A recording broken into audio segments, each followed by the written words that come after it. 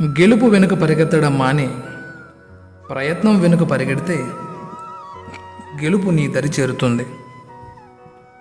100 మంది శత్రువుల కన్నా ఒక్క నమ్మక ద్రోహి చాలా ప్రమాదకారి.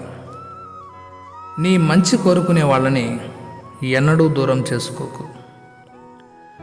ఇతరులతో నిన్ను నువ్వు పోల్చుకోవడం ఆపినప్పుడు నీవు నీ అసలైన జీవితంలో ఆనందాన్ని తెలుసుకుంటావు. అసూయ, ద్వేషం అనేవి మానసిక రుగ్మతలు మనిషి ఎదుగుదలకు అడ్డుకట్ట వేస్తాయి. జీవితం అనేది ప్రవహించే నది లాంటిది. ఒకే చోట ఆగిపోతే మురికి పట్టే అవకాశం ఉంటుంది.